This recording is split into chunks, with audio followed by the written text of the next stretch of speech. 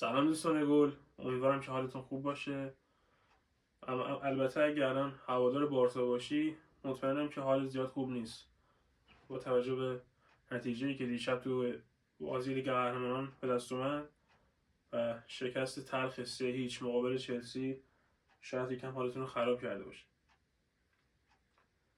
من دیشب بازی بارسا رو دیدیم با هم دیگه و به یاد ندارم که بارسا توی لیگ قهرمانان انقدر بد بازی کرده باشه. هیچ روحیه جنگندگی تو تیم نبود برای اینکه بتونن نتیجه رو برگردونن. البته اخراج آراخو که گند زد به تیم و یه تنه تیم رو به گاه داد اون به کنار، ولی از نیمه دوم که دیگه کلا بارسا بازی رو داده بود. تو این ویدیو اول میریم سراغ ترکیب تیم بارسا، چینشی که داشت و توضیح میدیم راجبش و بعد میریم سراغ حواشی بازی و تحلیل بازی. اول بازی من خیالم راحت بود که حداقل خوان گارسیا رو داخل دروازه داریم، ولی امشب هم تو روی گل دومی که استواو زد اصلا عملکرد خوبی نداشت. خب بگذاریم. دروازه‌بانمون که خوان گارسیا بود، توی خط دفاعمون آراخو پلش داره، نمیدونم چرا همیشه بازی میده. بارها تو دیدیم تو بازی‌های بزرگ لیگ قهرمانان چقدر به تیم صدمه وارد کرده. خط دفاعی آراخو، سمت راست کونده که اسمش هم خودش واقعا کونده است. من نمیدونم چرا فیلیک اصرار داره به بازی دادن کونده. کوبارسی هم که زوج خط دفاعی آراخو رو تشکیل میداد و همچنین سمت چپ هم بالده. میرسیم سراغ هافکا. اریک گارسیا من موندم چرا الان باید هافک دفاعی بازی کنه. میتونست بیاره جای کونده دفاع راست بازی کنه، حداقل اولمو رو بذاره جاش از اول بازی. خیلی بد بازی میکرد اریک گارسیا، هم نذاش خودش بازی بکنه هم بازی فرانک دیونگ رو خراب کرده بود. اریک گارسیا با فرمین لوپز و فرانکی دیونگ خط هافکمون رو تشکیل میدادن و یامال و لواندوفسکی که نوک خط حمله بود، با فرانتورس هم که وینگر چپ بود. حالا میرسیم با فرانتورس خیلی کار داریم.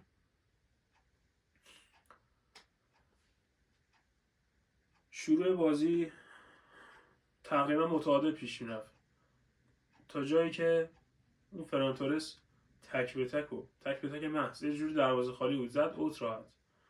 فرانتورس اگه اون توپو گل کرده بود قطع بارسا بازی رو میبرد. فرصت سوزی بی‌موقعی که داشت تیمو به حاشیه برد و از اون بدتر اخراج آراوخو. یک دوتا کارت زرد بچگونه گرفت واقعا. کارت زرد اولش که به دلیل اعتراض به چی آخه؟ ولی خطایی روی یامات شده اون جلوی زمین داور نگرفته. تو باید به خاطر یه اعتراض کارت زرد بگیری؟ بازیکنی که این همه مثلا به قول خودش تجربه داره، نمیگی مثلا تو میخوای چند دقیقه دیگه جلوی موقعیت حریفو بگیری با خطا، اون موقع کارت زرد دوم بگیری اخراج میشی؟ اینا رو خودت نمیگفتی؟ آراوخو آشغال ترین بازیکنیه که تو دفاع برای بارسا بوده. حالا قبل مسئولیتش خیلی خوب بود، دوران پرایمی هم داشته، ولی که بعد مسئولیتش به یاد ندارم بازی خوبی برای بارسا انجام داده باشه. کوبارسی، همین سراغ کوبارسی هم سر گل دوم واقعا اون چه دریبلی بود خوردی از بازیکن برزیلی ویلیام. خیلی ساده جاش گذاشت، یه سر توپ ساده زد، کوبارسی رفت برای خودش. خوان گارسیا هم میتونست روی اون توپ عمل کرده بهتری داشته باشه، ولی خب کوبارسی خیلی بچگونه دریبل خورد. توی کورسایی هم که با پدرو نتو میذاش همیشه جا میموند. به نظرم چلسی بازی رو تو خط هافکش میبرد، یعنی بازیکناش فیزیکی تر بودن، میانه میدان رو قشنگ در اختیار گرفته بودن، با مخصوصا کایسدو. بازیکن خیلی خوبیه کایسدو، قشنگ میانه زمین و تک نفری از فرانکی دیونگ و اریک گارسیا و فرمین لوپز گرفته بود و با بازی سازی که انجام میداد کار برای چلسی در میآورد. شما وقتی تیم 10 نفره میشه به بنبست تاکتیکی میخوری، ولی من نمیدونم آقای فیلیک نمیشه خورده‌ای بهش گرفت، چون بازیکنی در اختیارش قرار ندادن. اسکواد کاملی از اول فصل در اختیارش نبوده که بخواد مورد انتقاد قرار بگیره. ولی حداقل میتونست کریستینسن رو به جای آروخو بازی بده، اریک گارسیا رو بیاره دفاع راست، اون کونده هم بهش بازی نده و اولمو رو بذاره تو هافک.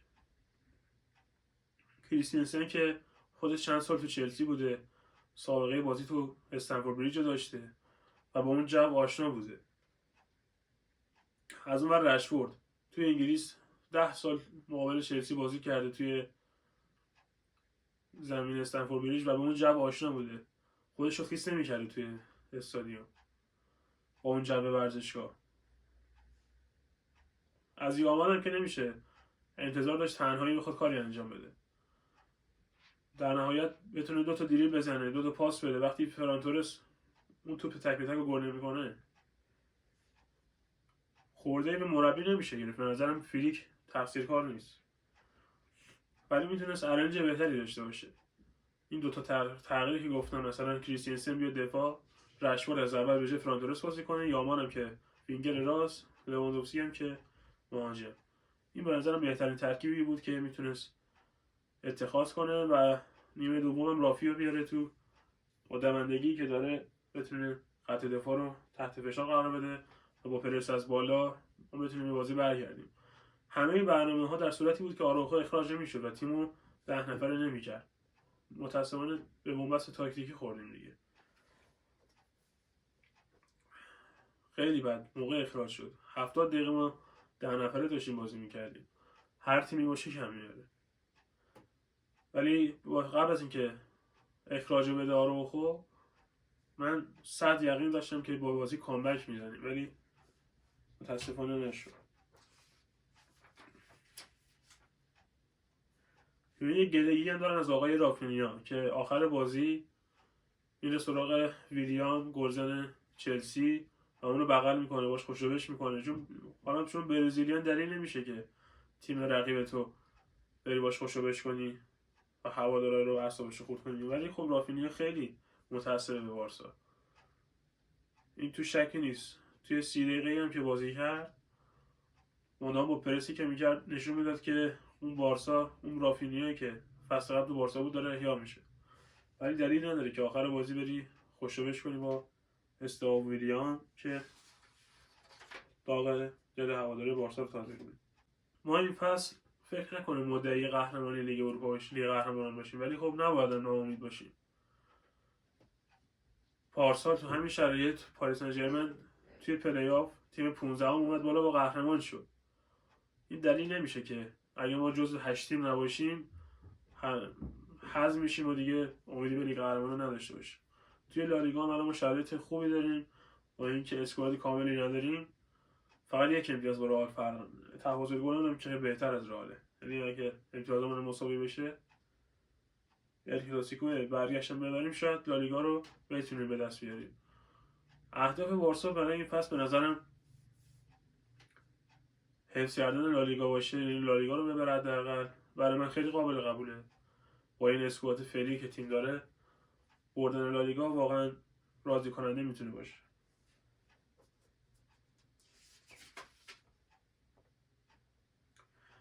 این بازی یه چیز دیگه ای که اعصاب من خورد می‌کرد غیرت نداشتن بازیکن‌ها بود.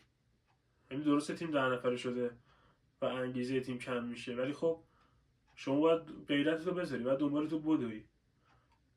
یه جا دیدم که فرانکی دیونگ مثلا همینجوری پاس داد، گل دوم چلسی همینجوری به ثمر رسید دیگه. تحت فشار قرار گرفت فرانک دیونگ، یه پاس اشتباه، یه ضد حمله و کوبارسی هم که به اون طرز وحشتناکی جا موند و یک ضربه به زیر طاق دروازه. در کل بخوام بگم اشتباهات فردی مقصر باخت این بازی بارسا بود و نتیجه گیری که بخوایم بکنیم اینه که بارسا با این بازیکن‌ها مدعی لیگ قهرمانان نمیتونه باشه، ولی حداقل تا نیمه نهایی میتونه بیاد بالا. من این امیدو بهش دارم. و در آخر این که باید پشت فیلیک بمونیم، نذاریم که فشارها و انتقادات روش زیاد بشه. اون فشارهایی که روی ژاوی آلونسو الان هست خیلی منطقیه، چون اسکواد کاملی در اختیار داره و بازیکنهای کاملی داره. فقط 500 میلیون یورو خرج اون خط حمله کرده و خیلی باید طبیعی باشه که نتیجه بگیره. باید هر بازی باید ببره، چون این ترکیب کاملی که داره منطقیه که هر بازی ببره. ولی خب اینطور هم نبوده. رئال هم خیلی اون مقابل اتلتیکو این فصل 5 تا خورده، پس با اون ترکیب رئال 5 تا خورده، پس به بارسا نمیشه خورده گرفت با این ترکیبی که داره.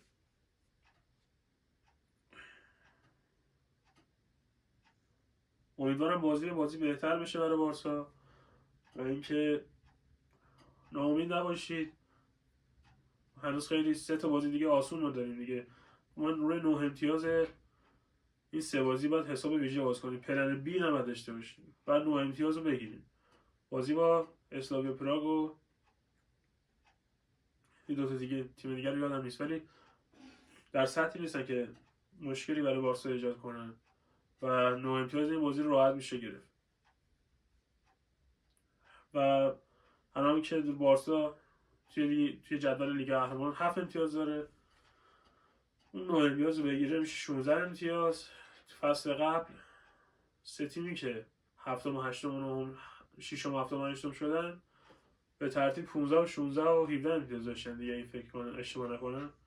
پس یعنی دور از دسترس نیست جزو 8 تیم شدن حتی با این شرایط، ولی خب خیلی کار سخته. نظراتتون رو با ما به اشتراک بذارید، خوشحال میشم که از نظراتتون برای ویدیوهای بعدی استفاده کنم. اگه نقطه ضعفی داره ویدیو دوست دارم که بهم بگین و بهتر بشیم و لیاقت نگاه شما عزیزان رو داشته باشیم. ویدیوی بعدی هم پیشبازی لیگ بارسا. پیشنهاد میکنم که چنل خودتون رو سابسکرایب کنید تا از ویدیوهای بعدی غافل نشید. خدایا رو نگهدار.